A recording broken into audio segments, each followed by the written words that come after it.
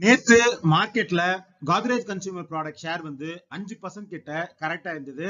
அதுக்கான காரணம் என்ன அப்படின்னா அவங்களோட Q3 ரிசல்ட்ஸ்ல அவங்களோட ப்ராஃபிட் அப்படிங்கிறது எதிர்பார்த்ததை விட கம்மியா இருந்திருக்கு.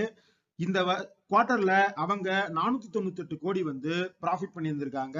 ஆனா அனலிஸ்ட் எல்லாருமே 598 கோடி வரைக்கும் ப்ராஃபிட் பண்ணியிருப்பாங்க அப்படிங்கிற மாதிரி எக்ஸ்பெக்டேஷன் பண்ணியிருந்தாங்க. ஆனா கம்பெனி இந்த குவார்டர்ல ஒன் டைம் எக்ஸெப்ஷனல் லாஸா 91 கோடி வந்து புக் பண்ணியிருக்காங்க. ஸோ அதனாலதான் ப்ராஃபிட் அப்படிங்கிறது 498 கோடியில பிளாட்டா வந்து இருக்கு.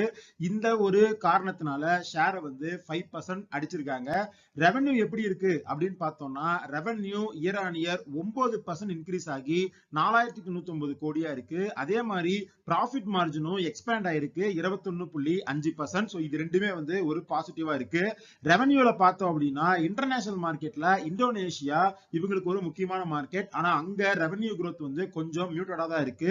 அதே சமயத்துல ஆப்பிரிக்கா, யூஎஸ், அப்புறம் மிடில் ஈஸ்ட் இந்த கண்ட்ரீஸ்ல எல்லாம் வந்து ரெவென்யூல ஒரு ஸ்ட்ராங் மொமெண்டம் வந்து கம்பெனிக்கு இருக்கு.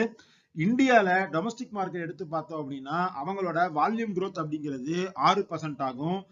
ரெவென்யூ growth வந்து 7 to 8% ஆகும் வந்து இருக்கு. ஸோ கம்பெனி வந்து இது மேல இந்த கம்பெனியோட ரெவென்யூ அண்ட் வால்யூம் growth வந்து பில்ட் பண்றதுக்கு ஒர்க் பண்ணிட்டு இருக்கோம் அப்படிங்கிற மாதிரி அப்டேட் பண்ணியிருக்காங்க.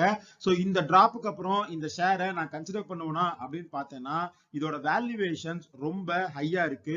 இப்ப இந்த கரண்ட் பிரைஸ்ல கரண்ட் ஏர்னிங்ஸ்ல இதோட பிஇ அப்படிங்கிறது 70 கிட்ட இருக்கு.